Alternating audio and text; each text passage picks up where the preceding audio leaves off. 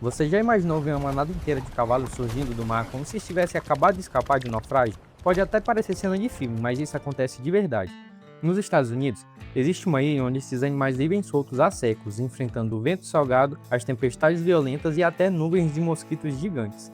Eles não conhecem fazenda, não têm estábulo e nunca viram um posto de ração. Vivem ali na beira do oceano, caminhando entre as dunas e sobrevivendo praticamente sozinhos. A história deles é um dos maiores mistérios do mundo rural, porque ao longo de gerações, esses cavalos desenvolveram características próprias só para aguentar o tranco desse ambiente extremo. Mas o que todo mundo quer saber é, como foi que esses bichos pararam lá? Essa é a parte que mais chama a atenção em toda a trajetória. Por muitos anos, o motivo desses animais estarem na ilha era explicado por uma história que o povo sempre contou.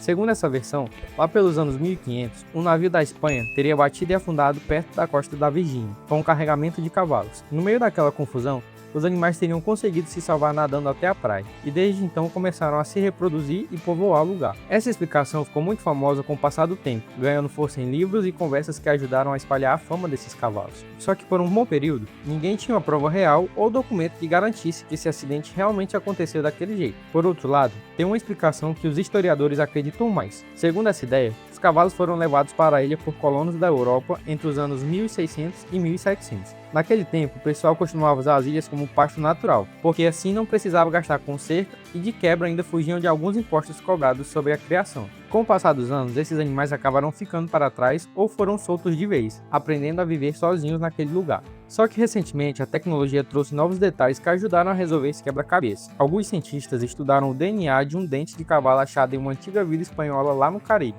Eles pegaram esse material e bateram com o sangue dos animais que vivem na ilha hoje. O resultado confirmou que eles têm sim um parentesco genético com os cavalos da região da Espanha e de Portugal. Essa descoberta não chega a confirmar 100% que teve um naufrágio num dia específico, mas dá força para a tese de que esses bichos são descendentes diretos dos primeiros cavalos que os europeus trouxeram para cá. Ou seja, aquele caso antigo pode até ter um fundo de verdade, mas o mais provável é que a coisa não tenha acontecido exatamente do jeitinho que o pessoal por aí conta. Mas deixando a origem de lado, o que impressiona mesmo é como esses cavalos tiveram que se virar para aguentar um lugar tão diferente do costume. Uma das maiores mudanças está no que eles comem. Diferente de um cavalo de aras, que tem pasto do bom e do melhor, esses pôneis sobrevivem como uma vegetação bem fresca e cheia de sal, que nasce ali mesmo na areia e no meio dos banhados. Esse tipo de vegetação é carregado de sal, o que mexe diretamente com o corpo do animal. Por conta disso, eles sentem muito mais sede do que um cavalo de lida comum. Como a água doce lá na ilha é coisa rara, eles precisam se virar com o que encontram, como aquelas poças que sobram depois da chuva. Para não passar aperto, o organismo deles aprendeu a segurar o máximo de líquido possível. É por isso que muita gente olha e acha que os pôneis estão gordos ou barrigudos, mas na verdade não é gordura, é apenas retenção de água e o efeito desse trato mais grosseiro. Outra coisa que chama a atenção é a estatura deles. Com o passar de centenas de anos, eles foram diminuindo de tamanho. Isso acontece porque num lugar onde a comida é pouca, ser pequeno é uma vantagem.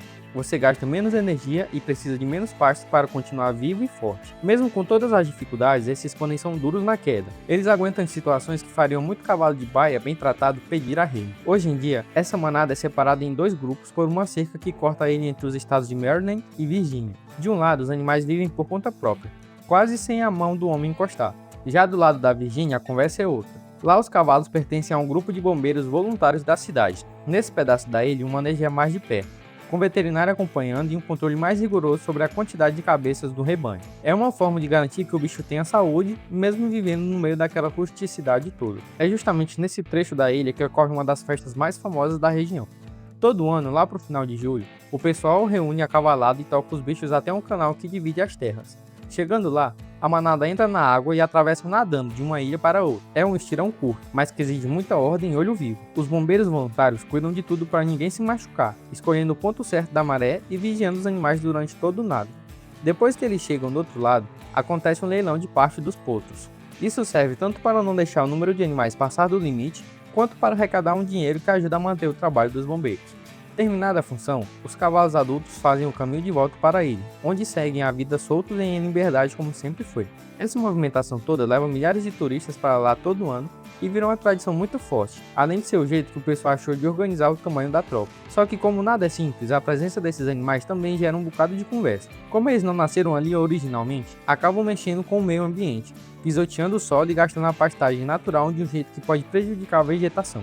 Por isso, existe uma luta constante para cuidar da natureza sem precisar tirar os cavalos de lá. Mesmo com todos os obstáculos, os pôneis da ilha são a prova viva de que o bicho sabe se adaptar quando o cala pé. Eles não estão num lugar perfeito, não têm o luxo de um animal de cocheira e dependem só do que a terra oferece.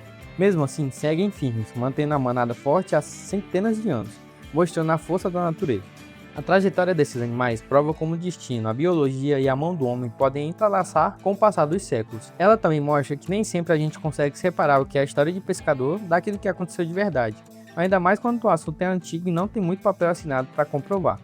No fim das contas, o que fica é o exemplo de resistência desses bichos que transformaram um cenário de naufrágio e abandono em um lugar para chamar de lar. No fim das contas, pouco importa se eles vieram de um navio espanhol que afundou ou se foram deixados para trás por colonos antigos. O que vale mesmo é a lição de força que esses bichos dão. Enquanto tem cavalo de baia que não aguenta um vento gelado, esses pôneis estão lá enfrentando maré, mosquitos e pasto ralo, provando que a natureza sempre encontra um jeito de prosperar. Eles são os donos da ilha e os guardiões de um mistério que o tempo não conseguiu apagar. Mas e você? O que acha dessa história? Acredita no naufrágio antigo ou acha que foi a mão do homem que colocou eles lá? Já tinha ouvido falar desses sobreviventes do oceano? Comenta aqui embaixo pra gente trocar uma ideia. E se você chegou até aqui é porque curtiu o conteúdo. Então já deixa seu like, se inscreve no canal e fica atento para os próximos vídeos. Obrigado por assistir até aqui. Tchau, tchau.